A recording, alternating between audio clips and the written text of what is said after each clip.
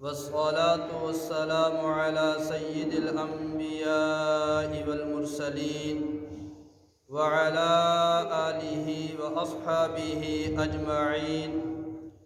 أما بعد فأعوذ بالله من الشيطان الرجيم. بسم الله الرحمن الرحيم. الذين يؤمنون بالغيب ويقيمون الصلاة ومما رزقناهم ينفقون. صدق الله العظيم. اللهم صل على سيدنا ومولانا محمد وعلى آل سيدنا ومولانا محمد وبارك وسلم.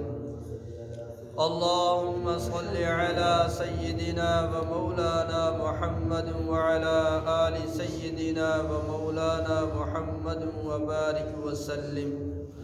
اللهم صل على سيدنا ومولانا محمد وعلى آل سيدنا ومولانا محمد وبارك وسلم. بسم الله الرحمن الرحيم.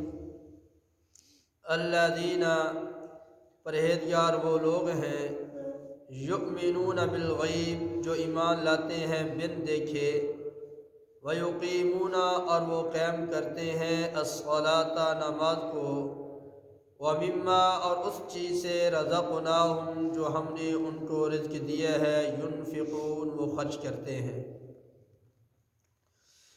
متقیوں کی 3 صفات کا ذکر اس آیت شریفہ میں کیا گیا ہے. پہلی صفت بن دیکھے ایمان لانا، دوسری صفت نماز قائم کرنا، تیسری صفت اللہ کے دیے ہوئے رزق میں سے خرچ کرنا. تو ایمان کے بارے میں بات چل رہی تھی کہ ایمان بہت قیمتی ہے اور اس کو بچانے کی فکر بھی کرنا چاہیے.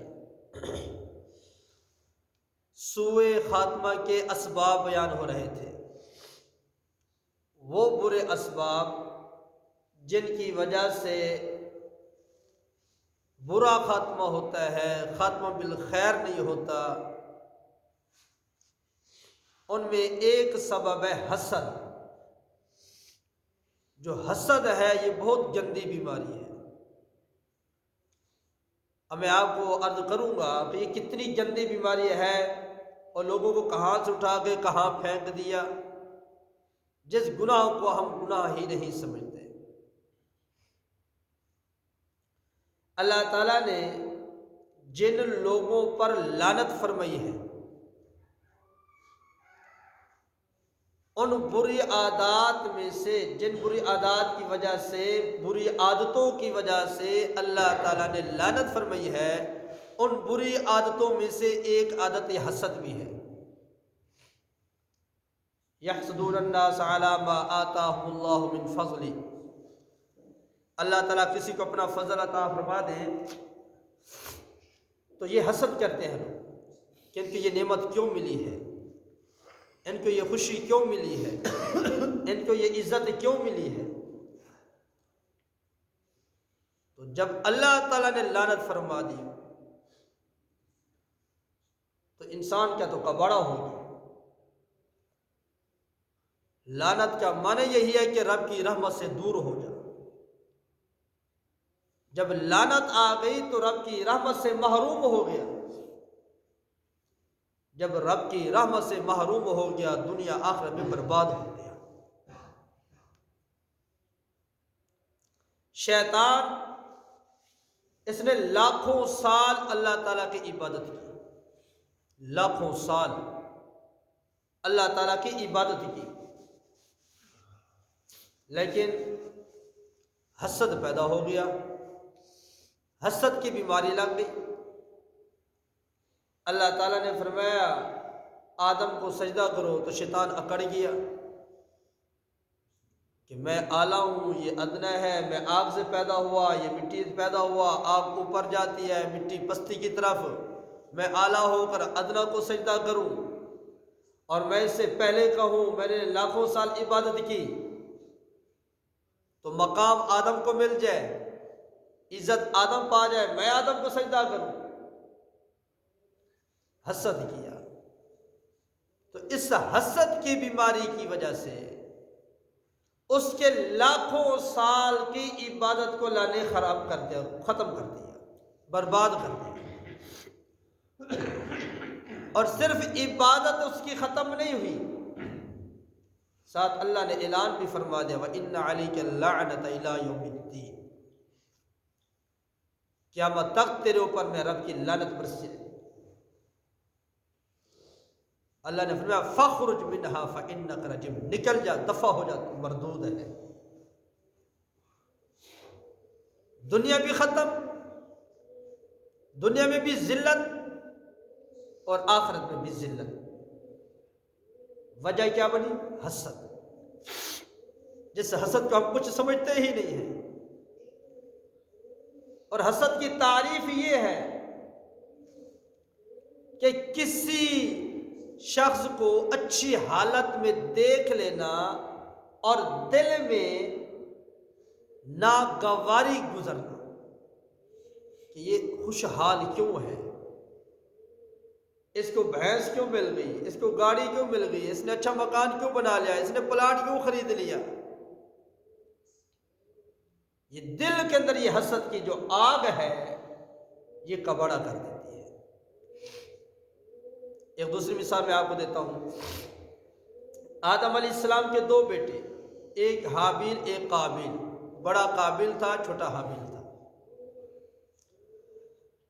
اب آدم علیہ السلام کی شریعت میں بہن بھائیوں کا نکاح جائز تھا۔ اس وقت جو پیدا ہوتے تھے بہن بھائی جوڑا پیدا ہوتے تھے، ایک بہن قابیل کے ساتھ پیدا ہوئی، دوسری دفعہ ایک بہن حابیل کے ساتھ پیدا ہوئی۔ اب نکاح اس طرح جائز تھا، جو قابیل کے ساتھ بہن پیدا ہوئی اس کا نکاح حابیل کے ساتھ، اور جو حابیل کے ساتھ بہن پیدا ہوئی تھی اس کا نکاح قابیل کے ساتھ۔ لیکن جو قابیل کے ساتھ بہن پیدا ہوئی تھی وہ حسن میں کچھ زیادہ تھی، تو قابیل کے دل میں حسد پیدا ہو گیا کہ میں تو اس کے ساتھ نکاح کروں گا جو میرے ساتھ پیدا ہوئی ہے۔ آدم علیہ السلام نے سمجھایا لیکن اس کی سمجھ میں بات نہ آئی، اور حسد کی بیماری اتنی بڑھی، اتنی بڑی، اتنی اندر حسد کی آگ لگی کہ اپنے بھائی حابیل کو قتل کر دیا۔ لمبا واقعہ ہے، میں تو خلاصہ بیان کر رہا ہوں کہ حسد کتنی گندی بیماری اور کتنے نقصان آتے ہیں حسد کے۔ اب اللہ تعالیٰ نے اس قابیل کو دنیا میں بھی سزا دی اور آخر میں اس کی ختم ہو گئی۔ دنیا کی سزا کیا ہے؟ فرمایا علقت احدى رجل القاتل بساقها الى فخذها من يومئذ الى يوم القيامة، اس کی جو پنڈلی تھی وہ اس کی ران کے ساتھ چمٹ گئی اور قیامت تک ایسے چمٹی رہے گی۔ اور فرمایا وَوَجْهُهُ فِي الشَّمْسِ حَيْثُ مَا دَارَتْ دَارًا، اور اس کا چہرہ ہر وقت سورج کے سامنے رہتا تھا۔ اگر سورج مشرق کی طرف ہے، وہ مغرب کی طرف چل رہا ہے تو اس کا چہرہ سورج کی طرف ہو جاتا تھا۔ اگر سورج ہے مغرب کی طرف، وہ مشرق کی طرف چل رہا ہے تو چہرہ اس کا سورج کی طرف ہو جاتا تھا۔ جس طرح سورج مکھی کا پھول ہوتا ہے، جیسے جیسے سورج چلتا رہتا ہے سورج مکھی کا پھول بھی سورج کی طرف مڑتا رہتا ہے، اس کا چہرہ ہر وقت سورج کی طرف رہتا تھا۔ اور تیسری سزا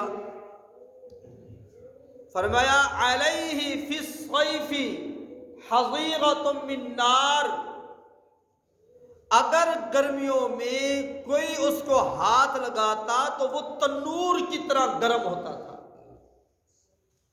جس طرح تنور میں لکڑیاں ڈالتے ہیں کھانا بنانے کے لیے، تنور گرم ہوتا ہے، گرمیوں میں اگر اس کو ہاتھ لگایا جاتا تو وہ تنور کی طرح گرم ہوتا تھا۔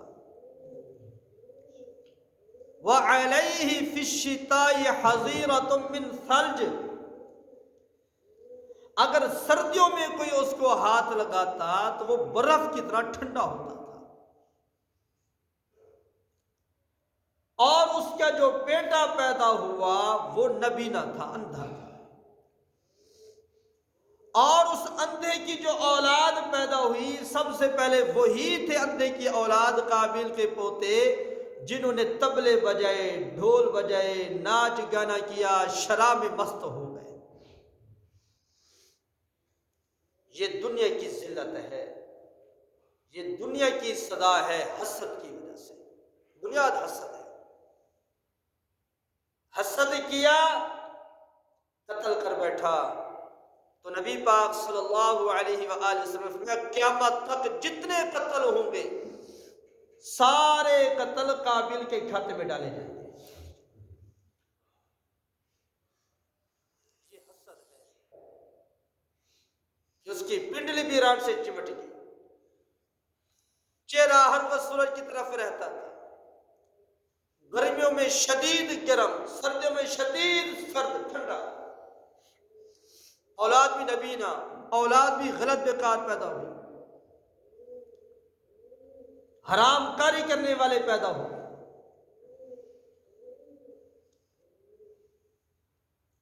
تو آپ اندازہ لگائیں حسد کتنی گندی بیماری ہے کہ کہاں سے اٹھایا اور کہاں پھینکا، اور آج ہمارے اندر یہ آگ لگی ہوئی ہے، خواہ وہ دیندار ہے خواہ وہ دنیا دار ہے، یہ حسد کی آگ ہمارے اندر بھی بھڑک رہی ہے۔ اگر ہم نے اس آگ کو نہ بجھایا، ڈر لگتا ہے، خطرہ ہے کہیں خاتمہ بالخیر سے محروم نہ ہو جائے۔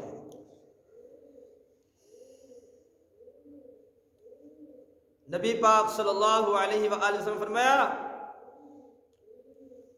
کن کیا خیر ابنی آدم، اگر تمہارے اندر لڑائی ہو جائے نا، تم آدم علیہ السلام کا جو بیٹا تھا نا بہتر، حابیل کی طرح ہو جانا، لیکن قابل کی طرح نہ ہو جانا، یعنی مظلوم بن جانا، ظالم نہ بننا، مظلوم بن جانا، حق پہ ہو پھر بھی مظلوم بن جاؤ، ظالم نہ بننا، اور اللہ تعالیٰ بدلہ دے گا، اللہ تعالیٰ اجر دے گا، دنیا میں اللہ عزت دے گا، آخرت میں اللہ تعالیٰ اجر عطا فرمائے گا، عزت بھی عطا فرمائے گا۔ عن الزبیر رضی اللہ تعالی عنہ قال قال رسول اللہ صلی اللہ علیہ وآلہ وسلم، حضرت زبیر بن عوام رضی اللہ تعالی عنہ سے روایت ہے، کہتے ہیں رسول اللہ صلی اللہ علیہ وآلہ وسلم نے فرمایا، نبی پاک صلی اللہ علیہ وآلہ وسلم نے فرمایا کہ تم اپنے آپ کو حسد سے بچاؤ، یہ حسد ایسی مہلک بیماری ہے، گندی بیماری ہے، یہ الحالقہ، یہ مونڈنے والی ہے۔ لا اقول تحلق الشعر، میں یہ نہیں کہتا کہ وہ بالوں کو مونڈنے والی ہے، ولکن تحلق الدین، وہ تو دین کو مونڈ دیتی ہے۔ یہ جو حسد ہے، حسد والی بیماری، یہ دین کو موڑ دیتے ہیں، یعنی بعض دفعہ حسد کی آگ ایسے بڑھ جاتے ہیں جیسے دین ختم ہو جاتا ہے، ایمان ختم ہو جاتا ہے۔ عن انس بن مالک رضی اللہ تعالی عنہ ان رسول اللہ صلی اللہ علیہ وآلہ وسلم، حضرت انس بن مالک رضی اللہ تعالیٰ عنہ سے روایت ہے، کہتے ہیں نبی پاک صلی اللہ علیہ وآلہ وسلم فرمایا لا تباغضوا، تم ایک دوسرے سے بغض نہ رکھو، ولا تحاسدوا، اور ایک دوسرے سے حسد نہ کرو، ولا تدابروا، اور ایک دوسرے کی چغلیاں نہ کرو، وکونوا عباد اللہ اخوانا، اللہ کے بندو تم آپس میں ایک دوسرے کے بھائی بھائی بن کر رہو۔ حضرت فضیل بن عیاض رحمۃ اللہ علیہ بہت بڑے بزرگ گزرے ہیں، اللہ والے گزرے ہیں، ان کے ایک شاگرد تھے، وہ بیمار ہو گئے، موت کے قریب تھے، تو حضرت فضیل بن عیاض رحمۃ اللہ علیہ اپنے شاگرد کو پوچھنے کے لیے چلے گئے۔ اب ان کی زندگی کے آخری سانس تھے، تو استاد نے حضرت فضیل بن عیاض رحمۃ اللہ علیہ نے سورہ یاسین پڑھنی شروع کر دی کہ آخری وقت ہے۔ تو شاگرد نے کہا یا استادی لا تقرأ ہذی، اے میرے استاد اب یاسین نہ پڑھو۔ استاد خاموش ہو گئے، یاسین نہیں پڑھی۔ پھر استاد نے شاگرد کو کلمے کی تلقین کی، بیٹا کلمہ پڑھو، آخری وقت ہے آپ کا۔ تو وہ کہنے لگا لا اقول وحالی انی بریء منہا، میں کلمہ نہیں پڑھتا، میں اس سے بری ہوں۔ فوت ہو گیا، اب کفر کی حالت میں مرا، کلمہ چھوٹ گیا۔ استاد بڑا پریشان، یہ بڑا لیک شاگرد تھا، تو کیا ہو گیا اس کو؟ اب وہ واپس گھر آ گئے، استاد رو رہے ہیں، رو رہے، 40 دن تک اس غم کی وجہ سے استاد گھر سے باہر نہیں نکلے، 40 دن روتے رہے۔ اس کے بعد استاد کو خواب آیا، تو خواب میں اپنے شاگرد کو دیکھا کہ وہ جہنم کی طرف جا رہا ہے۔ استاد نے پوچھا بیٹا کس سبب سے آپ جہنم میں جا رہے ہو؟